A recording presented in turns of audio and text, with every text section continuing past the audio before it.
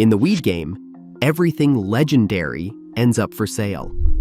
A breeder finds something special, gives it a name, and sooner or later, it's sitting in a seed catalog making somebody rich. That's just how it works. But one legendary strain broke that rule for over a decade. It's the most famous weed in Britain, and the strain that ruled an entire country. But there's a catch. It could not be bought for any price, because the people holding it decided it should never be sold. The only way to get it was to be handed it, for free. This is the story of cheese. Now, cheese isn't a cross that somebody designed. It's something rarer than that, and to understand it, you have to start with its parent, skunk number 1. Back in the 1970s in California, a breeder called Sam the Skunkman blended an Afghani with Colombian Gold and Acapulco Gold, and the result was the first ever truly stable hybrid in weed history, a plant that grew the same way every single time. Now, growing weed was illegal back then, and eventually, the heat got to be too much for him.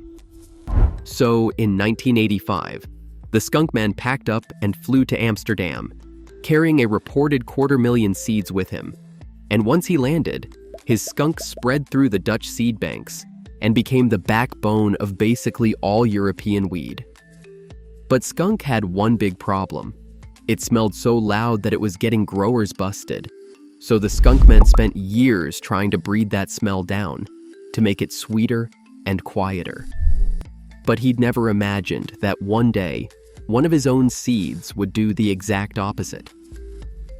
Because as the story goes, around 1988 or 1989, an unknown grower in the Chiltern Hills of Buckinghamshire, a stretch of countryside just outside London, popped a pack of those skunk number 1 seeds, and one female came out completely wrong, in the best possible way. She grew like a vine, she threw huge heavy buds, and instead of the usual sweet skunk smell, she absolutely reeked of sharp, sour, aged cheddar cheese. Not just a hint of cheese either. The whole plant literally stank like a cheese shop with the power out. So they named her the obvious thing, cheese. And I've got to be honest with you here because nobody actually knows exactly who that grower was, and even the year it was born gets argued about. So the birth of Britain's most famous strain is genuinely a mystery, and anyone who tells you a name is passing along folklore. But here is the twist of nature that shaped this whole story. One freak plant produced basically no pollen, which means she could not really make seeds.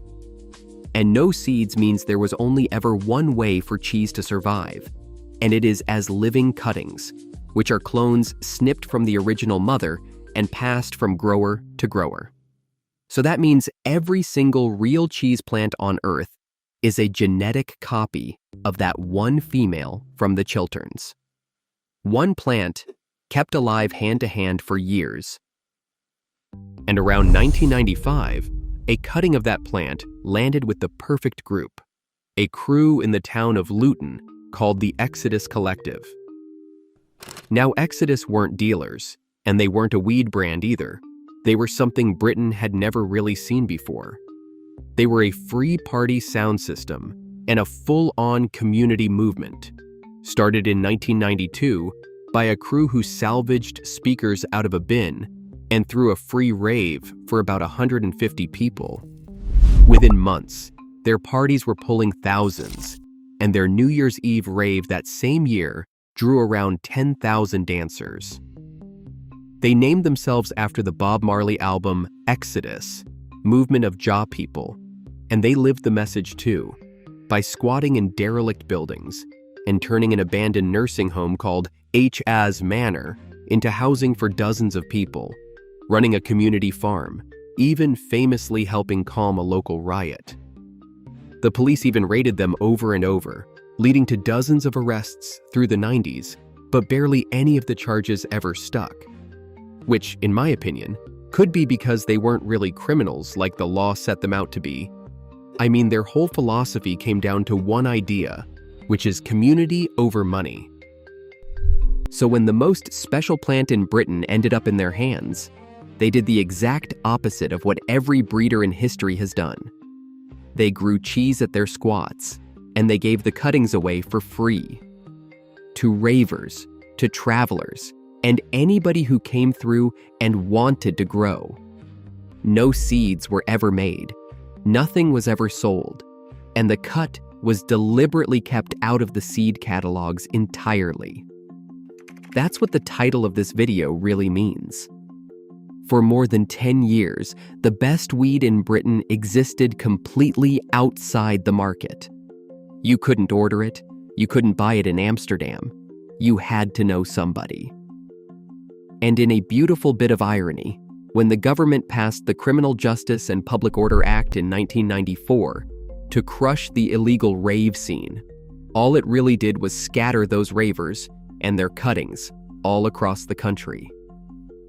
By the 2000s, cheese wasn't just a strain, it was the British strain. A household name from London to Manchester, the smell of an entire generation's weed. And that fame came with a dark side too, because right as cheese took over Britain, the British press lost its mind over what it called skunk. Through the 2000s, the tabloids ran endless panic stories about a new superweed, claiming it was 20 or 30 times stronger than the old stuff, and blaming it for all sorts of things, most of which didn't hold up. And cheese, the loudest, most famous homegrown weed in the country, was basically the poster child for the exact thing the newspapers were screaming about. So Britain's most beloved strain and Britain's most demonized strain were the same plant at the same time. But nothing free stays free forever. And that brings us to the man who finally bottled the lightning, a Birmingham grower named Milo Young, better known as Big Buddha. Around 2002, Milo got his hands on a cutting of the Exodus cut through the UK grower scene, and he wanted to do the thing nobody had done, turn cheese into seeds the whole world could buy. But the thing was, the plant didn't make much pollen, which was a problem for him, because you can't just make seeds from a plant that barely makes any pollen.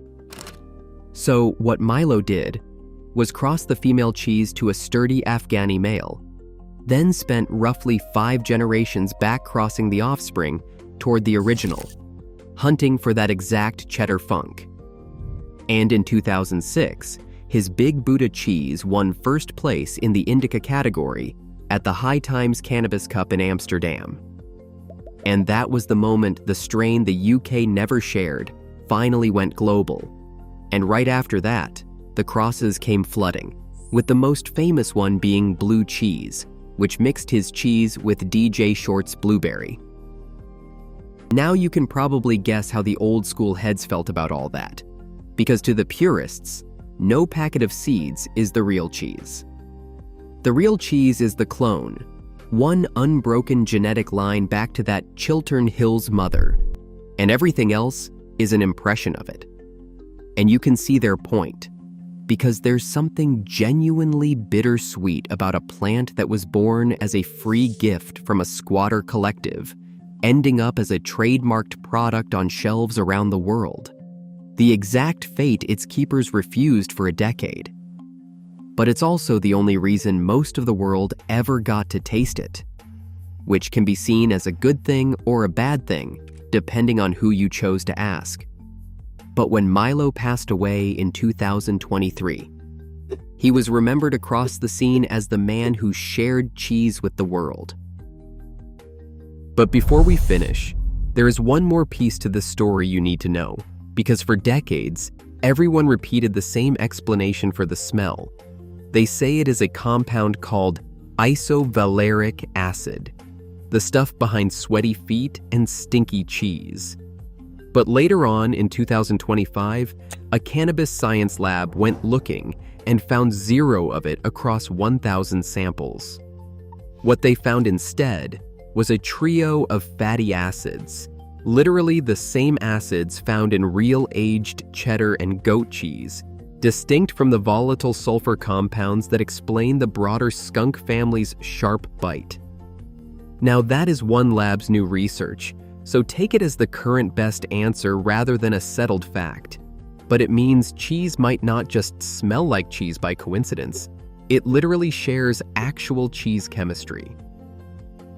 As for the smoke itself, it's a balanced, old-school hybrid, usually testing in the 15 to 20% range, with a happy, giggly, talkative high that fits its rave scene roots perfectly. A party strain born at a party. So at the end of the day, cheese is more than Britain's only homegrown legend. It's a snapshot of the last era when a world-class strain could exist as a gift instead of a product. One freak plant that made no seeds, kept alive by hand for decades, guarded by a crew who measured wealth in community instead of cash. The UK didn't refuse to share cheese out of greed. They refused because they believed some things shouldn't be for sale.